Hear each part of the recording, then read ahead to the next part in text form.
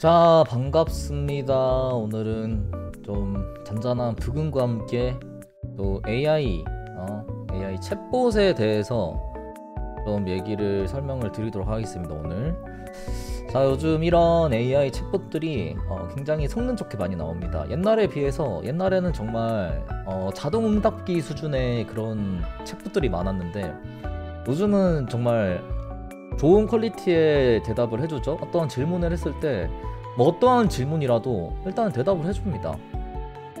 그래서 이제 요즘 같은 경우에는 이런 이제 예를 들어서 뭐 한 잔 빠라삐리뽕 이런 말을 해도 투파쿤 그런 건 없는 말이야. 머리 괜찮아? 뭐 이런 말을 안 해요. 그냥 어찌됐든 없는 말이라도 일단은 지어줍니다. 뭐 온라인에서 유행하거나 개그 콘텐츠에 나오는 유쾌한 표현이에요. 뭐 이런 식으로 이제 한 잔 마시고 취해서 흥겨운 상태. 뭐 이런 이제 없는 단어라도 실제로 이제 있는 것처럼 일단은 말을 해줍니다. 근데 이렇게 이제 이런 설명을 봐보면 예시까지도 있죠. 이렇게 이런 설명을 봐보면 어느 정도 그럴싸해요. 아주 내용을 보면 어느 정도 아주 그럴싸합니다. 그래서 이제 오늘은 이제 어떤 주제를 다뤄볼 거냐, 이제 이런 AI 챗봇들이 어떻게 해서 모르는 단어를 이렇게 이제 잘 아는 것처럼, 마치 원래부터 알고 있었던 것처럼 사실 모르면서 원래 어떻게 이제 이렇게 알고 있던 것처럼 말을 하는지에 대해서 한번 알아보도록 하겠습니다. 자, 그래서 이제 어떤 걸 알아야 되냐 하면 이제 챗봇들이 어떻게 이제 우리가 입력하는 질문들을 분석하는지 이제 그런 거에 대해서 간단히 좀 알려주자면 두 가지 방법이 있습니다. 기본적으로 이제 인베딩과 문맥 분석이라는 방법이 있습니다. 그래서 첫 번째로 인베딩을 좀 가볍게 살펴보자면, 이제 인베딩은 이제 말 그대로 표현을 내재한다는 의미입니다. 그래서 이런 이제 happy, sad, excited, sick라는 단어를 이렇게 숫자로 나타내는 겁니다. 이렇게 숫자로 나타내면 이제 어떤 방법이 좋냐 이러면 이제 첫 번째로는 이제 위치로 나타낼 수 있겠죠. 우리가 숫자로 나타내면 이렇게 x, y 좌표, 옛날에 이제 아는 사람은 알 테지만 이런 식으로 이제 x, y 좌표라고 하죠. 이제 그래프로 나타내면 이런 식으로 이제 어디에 우리가 단어를 숫자로 나타냈기 때문에 단어들이 어디에 위치해 있는지 이런 식으로 알 수가 있죠. 그럼 이제 많이 나온 단어는 이제 의미가 비슷하겠죠. 예를 들어서 이제 teach, 가르치다, teacher, 선생님, swim, 수영하다, swimmer, 스위머가 이제 수영 선수, 그다음에 드라이브, 운전하다, 드라이버가 이제 운전자. 이런 이제 같이 나오는 단어들이 많이 있습니다. 이제 같이 나오는 단어들은 의미가 비슷해요. 그래서 이제 우리가 이제 모델을 학습할 때 이렇게 위치로 옮겨주면 되겠죠. 이제 그렇다는 말은 뭐냐? 이제 비슷한 위치에 이렇게 위치가 옮겨지면 티치가 이제 이쪽으로 가겠죠. 티치가 여기 뭐 여기서 점이 뭐 여기 생겨요. 여기 생기면 비슷한 위치 있잖아요. 그렇다는 건 뭐예요? 비슷한 위치, 즉 비슷한 숫자가 나오면 그 안에 이제 내재된 의미도 비슷하다 라고 해석을 또 할 수 있겠죠?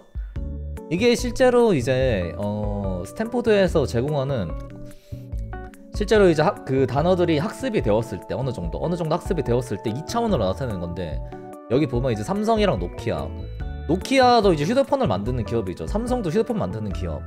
대충 비슷하죠? 또 이제 구글과 야후도 보면 이제 둘 다 검색하는 그런 엔진이죠. 야후는 사실 이제 요즘 사람들은 잘 모를 수도 있는데 옛날에는 이제 야후도 구글처럼 이제 구글 네이버처럼 많이 썼습니다.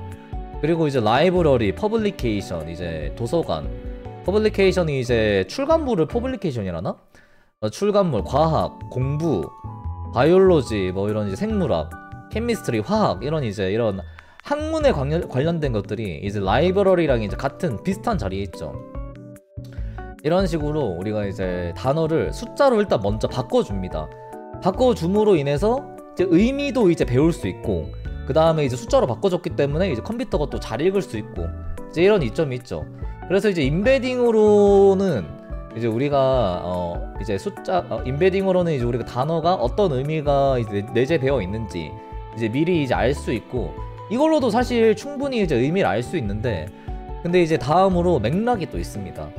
이제 맥락이랑 국어 시간에 또 많이 배웠죠? 맥락이랑 어떤 말이나 사건이 일어나는 주변 상황과 배경을 말하는 말인데, 이제 예를 들어서 뭐 길이 은행나무가 맞네? 이러면 이제 뭐 나무를 말하는 거죠. 이런 식으로 나무를 말하는 거고, 은행에서 돈 좀 뽑아야겠다 이러면 이제 은행은 이제 그 돈을 저장하는 기관을 말하는 거죠. 뭐 회사, 기관, 뭐 여러 가지 의미에서 뭐 이제 예금도 하고 저축도 하고 이제 그런 곳.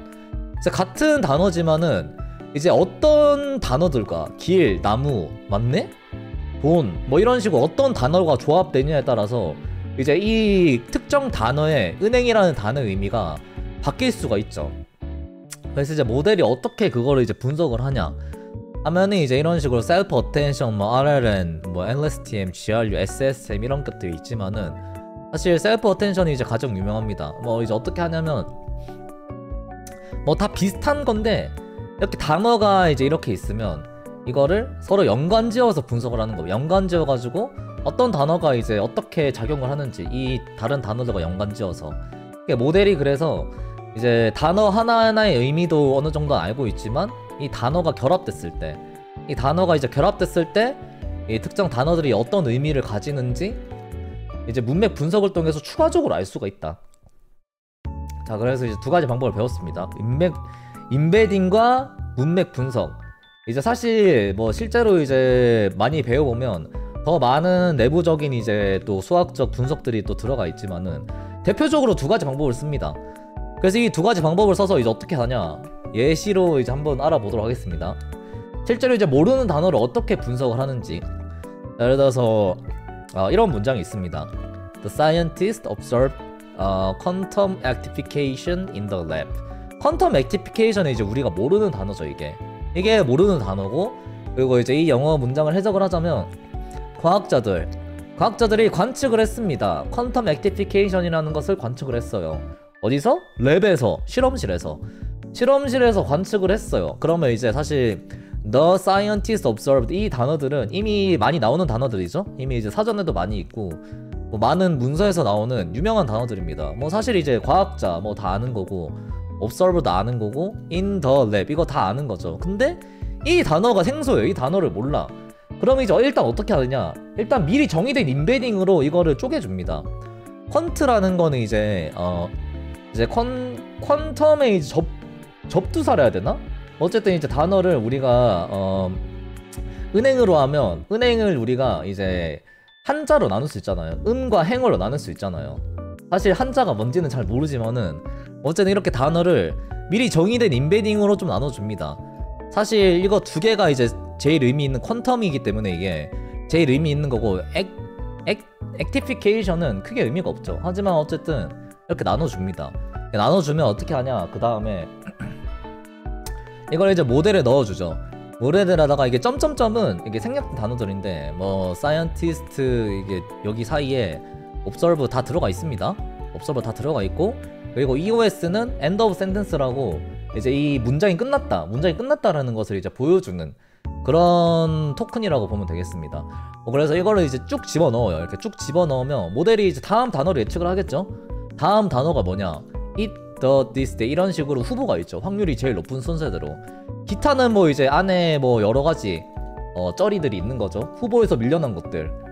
그래서 이제 토큰 후보를 보면 it이 30%로 제일 높죠.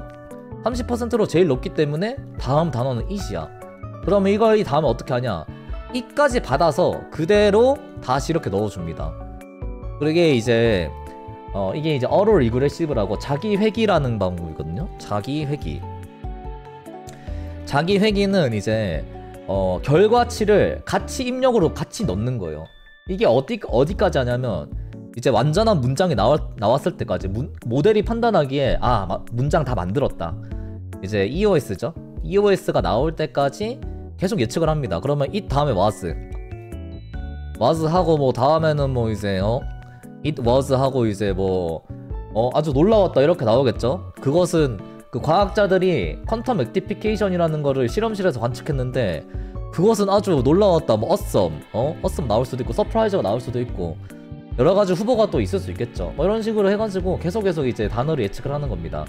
그래서 어떻게 되냐, 이게 이제 예측된, 실제로 제가 이제 한번 넣어봤는데 이게 이제 실제로 예측된 문장입니다. 그래서 과학자는 실험실에서 퀀텀 액티피케이션을 관찰했다. 이 과정은 획기적이어서 양자 컴퓨팅을 혁신하고 기초 물리학 분야의 새로운 가능성을 열어줄 수 있다. 그래서 아까 전에 배운 대로 우리가 분석을 한번 해보자면 이제 퀀텀 액티피케이션이라는 단어 자체를 우리가 이제 인베딩으로 분석을 했죠.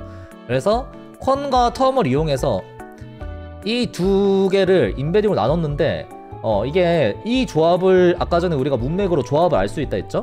그래서 인베딩을 실제로 이렇게 나눠졌지만은 조합을 고렸기 때문에 이거 두 개가 퀀텀이니까 퀀텀 양자죠. 아, 이거는 이제 양자에 관한 단어다. 양자에 관한 단어고 scientist observed 랩이 이제 우리가 들어갔었죠. 그러니까 실험실과 과학자가 있어요. 그럼 뭔가 실험을 했겠지. 실험실이 이제 실험하는 곳이니까. 근데 관측을 했어. 관측을 했다라는 것은 뭔가 발견을 했다 뭐 이런 의미겠죠.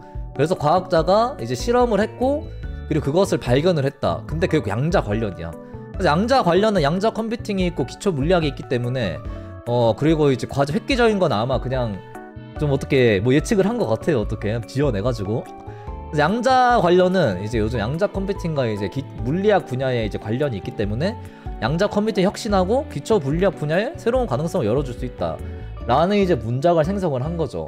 이제 문장 생성 자체는 사실 이제 어토 리그레시브라는 자기 회귀 기법을 썼기 때문에 이제 계속 이제 단어들을 이제 생성해내는 동시에 이제 문맥을 그 생성해낸 단어들의 문맥을 고려하면서 다음 단어를 예측하는데 그 예측하는 과정이 이제 그 여러 단어들의 조합으로 이제 조합을 기반으로 예측을 했다라는 게 이제 이 모델의 전체적인 이제 흐름인데 어쨌든 이제 메인으로 이제 우리가 이제 배워봤던 것들이 이제 인베딩과 문맥 분석으로 인해서 이제 모르는 단어도 이런 식으로 이제 분해와 그리고 생성 과정을 통해서 이제 맥락에 맞는 그럴듯하죠. 그럴듯하게 이제 답변이 나오는 이유도 이제 답변 자체가 이제 계속 이어지니까 답변을 생성해내는 동시에 그 생성해낸 그 문장들과 그 이전 질문들까지 같이 생각해서 또 다음 단어를 생각하고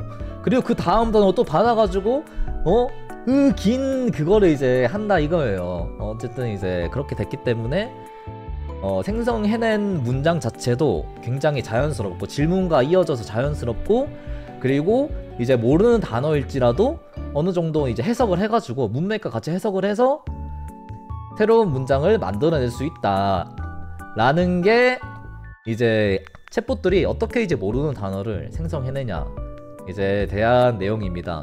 어떻게 처음 들었을 때는 좀 신기했을 수도 있죠. 사실 이제 우리의 입장에서는 이것도 성격 차이긴 한데 저는 이제 좀 T인데 T의 입장에서는 사실은 없는 단어가 나왔다? 투파야 그거 없는 단어야 그런 단어는 세상에 없어. 뭐 이런 말도 나오고 요즘에는 또 맞춤법 틀려도 이제 맞춤법 그거 왜 틀림? 그거 아님 하면서 막 뭐라 하잖아. 근데 이제 LLM은 이런 식으로 이제 문맥과 인베딩과 뭐 이제 각종 추가적인 기법들. 근데 사실 문맥과 인베딩이 대표적인 두 가지 기법입니다. 그래서 문맥과 인베딩을 기반으로 오늘 알아보는 시간을 가졌고요. 그래서 결국 LLM이 처음 보는 단어에도 답할 수 있는 건 오늘 말씀드린 이런 원리들 덕분입니다. 그래서 시청 감사하고요. 혹시 궁금한 점이나 더 알고 싶은 것들은 또 알려주시면 제가 또 새로운 주제로 다시 찾아보도록 하겠습니다. 그럼 안녕. 나 또 최대한 좀 짧게 해봤는데 제대로 됐는지 모르겠네.